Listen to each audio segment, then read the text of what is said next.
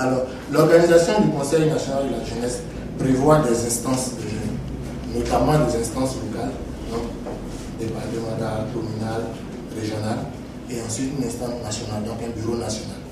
Alors, ces instances-là seront les seuls interlocuteurs, on va dire, fiables, qui représentent toute la jeunesse. Bien sûr, les associations sont sectorielles, donc il y a toujours des associations qui d'ailleurs font partie de la composition du bureau national de ces instances. Mais c'est cet organe-là véritablement qui parlera au nom de toute la jeunesse du Côte d'Ivoire unifiée.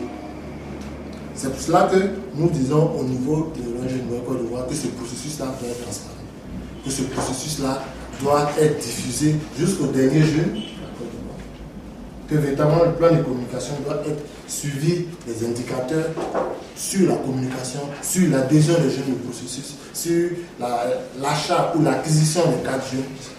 Nous devons avoir des indicateurs.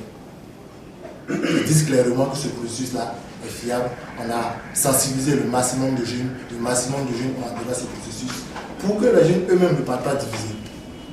Pour que les jeunes eux-mêmes octroient une certaine légitimité aux instances qui seront mises en place et qu'une couche ne dise pas qu'on n'a pas été informé, on a été mis à l'écart et que tel parti ou tel acteur politique s'est accaparé le processus. Pour éviter cela, nous souhaitons, parce que nous avons appris que les délais de mars ou février ont été donnés pour finaliser la mise en place du Conseil national de la jeunesse. C'est à vérifier. Bien sûr, nos amis de la presse sont en train de vérifier. Mais nous pensons qu'il ne faut pas aller vite dans les hommes. Depuis 2012, ça devrait se faire. Le cadre n'a pas été toujours forcément bien planté pour pouvoir mettre en œuvre de façon transparente ce Conseil national de la jeunesse.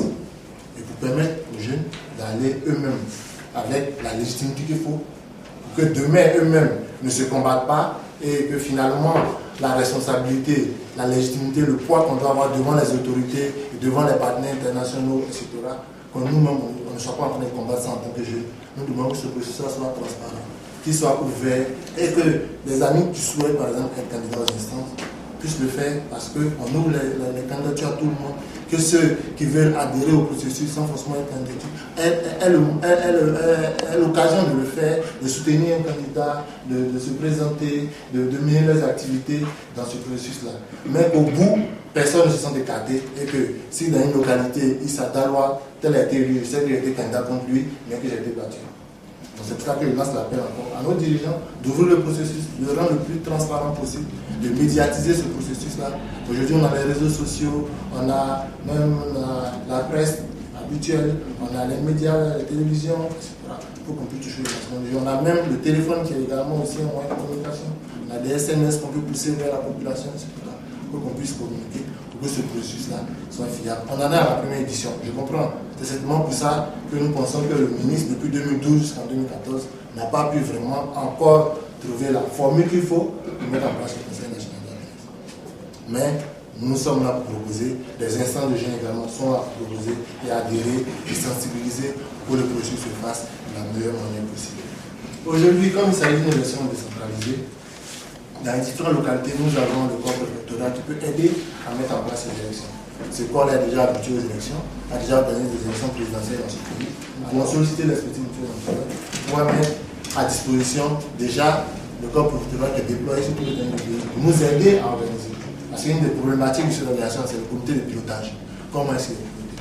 Par quelle expertise, par quelle expérience il est piloté? Bien sûr, avec des valeurs, la transparence qu'on met, la communication, la médiatisation, une période vraiment de sensibilisation que nous estimons en 2 et 3 mois serait souhaitable pour que ce processus véritablement obtienne l'adhésion de toute la jeunesse.